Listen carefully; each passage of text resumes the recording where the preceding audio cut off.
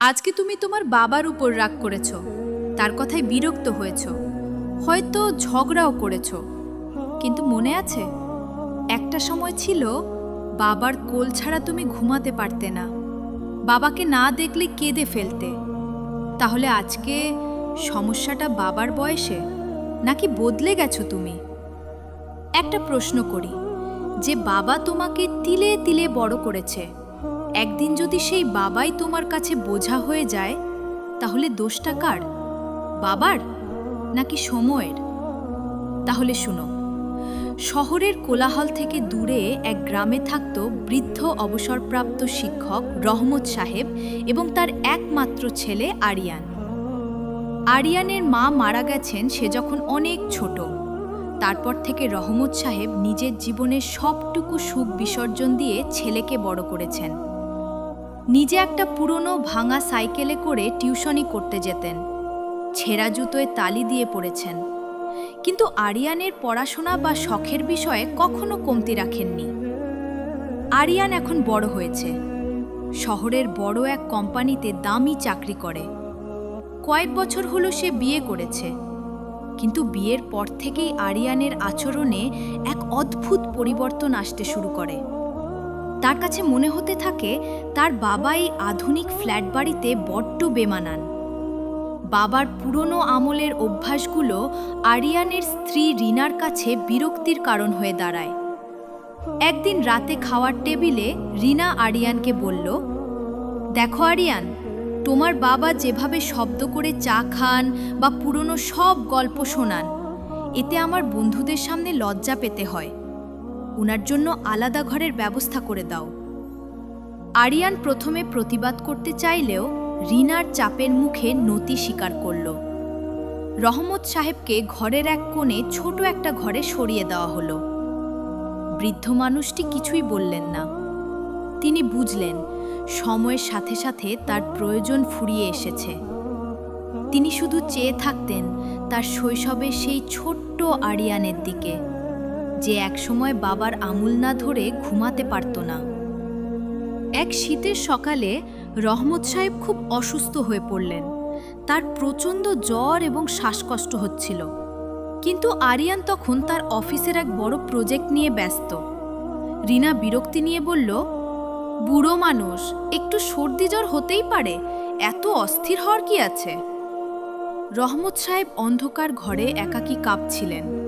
তার মনে পড়ছিল আরিয়ানের যখন ছোটবেলায় টাইফয়েড হয়েছিল, তিনি টানা 7 রাত চোখের পাতা এক করেননি। নিজের রক্ত বিক্রি করে ছেলের ওষুধের টাকা জোগাড় করেছিলেন। কয়েকদিন পর রহমত সাহেবের শারীরিক অবস্থার আরও অবনতি হলো। একদিন সকালে আরিয়ান তার বাবার ঘরে গিয়ে দেখল বাবা অঘোরে ঘুমাচ্ছেন, কিন্তু তার হাত থেকে একটি পুরনো ডায়েরি মেঝেতে পড়ে আছে। আরিয়ান কৌতূহলবশত ডায়েরিটা হাতে নিল। ডায়েরির পাতায় পাতায় ছিল আরিয়ানের বেড়ে ওঠার গল্প। রহমত সাহেব লিখেছিলেন, আজ আরিয়ানের প্রথম স্কুলের দিন।